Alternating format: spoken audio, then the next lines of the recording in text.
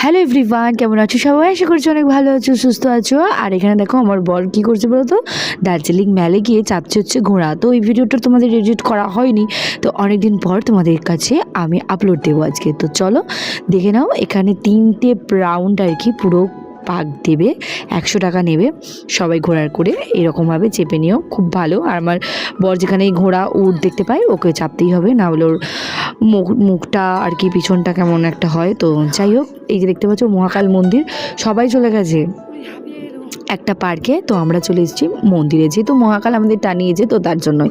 ও মাই god, এত উঁচু, এত উঁচু পাহাড়, মানে এত ঢাল, এত খাড়াই রাস্তা, তো কি আর বলবো। তো যেতে যেতে আমার পুরো জিভটা বেরিয়েই যাচ্ছিলো।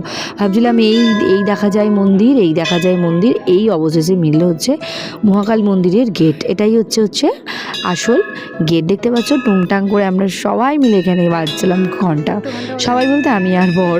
তো যারা যারা আছে সবাই আর কি বাজাচ্ছে, তো আমাদের মধ্যে থেকে আমি আর বর ছিলাম। তো দেখো এখানে ঘন্টা নিয়ে একটা ইতিহাস আছে। তো যাদের যা কিছু মনস্কামনা পূরণ হয়, তো হয়তো ঘন্টা দিয়ে আর কি মানত টানত করা হয়। দেখতে পাচ্ছ এখানে পুরো ঘন্টা বাঁধা, পুরো সবগুলো লাইন দিয়ে ঘন্টা বাঁধা, ছোটো থেকে বড় অনেক ঘন্টা দেখতে পেলাম।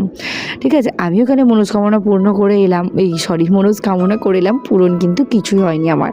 এই যে দেখতে পাচ্ছ এইটা হচ্ছে মহাকাল মন্দির। এখানে গিয়ে পুজো দিয়ে আমার মনটা এতটাই শান্ত হয়েছিল, তোমাদের কি বলবো আর কি, এতটাই ভালো লেগেছিলো। আর এটাই হচ্ছে মন্দিরের ভিতরে একদম মূল ঠাকুরটা। দেখো এখানে ত্রিশূল আছে, মেন হচ্ছে শিব আর কি, মহাকাল মানেই হচ্ছে শিব।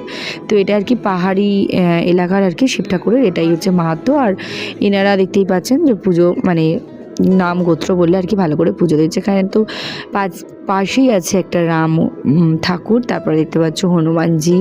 তো সব জায়গাতে এখানে রামলালা আছে, সব জায়গায় হচ্ছে পুজো পাঠ করা হচ্ছে। তো ঘুরে ঘুরে আর কি দেখানো হচ্ছে। তারপরে দেখো আমরা পুজো টুজো দিয়ে তারপরে খেয়ে নিচ্ছি প্রসাদটা হচ্ছিলো খিচুড়ি আর হচ্ছিলো একটা সবজি। তো দেখো এত ভালো মানে খিচুড়ি, তোমাদের কি বলবো আর কি। আর এই প্রতিভাটা তো না দেখালেই নয়, ম্যারেজ যারা গেছো তারা জানোই এত ভালো আর কি মানে বাজাচ্ছে। তো এটা একটুখানি করে রাখলাম ভিডিওস। আর আমি কি এটাই বলছিলাম কি, দেখো বাড়িতে গিয়ে তো কেউ আর পাকোড়া চা দেবে না, সন্ধ্যাবেলা এসে এইটা খাচ্ছিলাম। তারপর সকাল হয়ে গেছে, সকালবেলা আমাদের হচ্ছে রুম ছাড়তে হবে, রুমটার দশাটা ঠিক এইরকম করেছি। আর এই যে ইনি চান টান করে চলে এসেছে, তো আমাদের সঙ্গে আর কি যিনি গিয়েছিলেন, তো তারই মধ্যে থেকে দেখতেই পাচ্ছ কাঞ্চাদাকেও টাটা বাই বাই করে আমরা কিন্তু আমাদের যাত্রাটা আবার শুরু করবো হচ্ছে বাড়ির পথে আর কি, দেখতেই পাচ্ছ। তো চলো লাস্টবারের মতো কাঞ্চাদাকে দেখিয়ে দিলাম, টাটা বাই।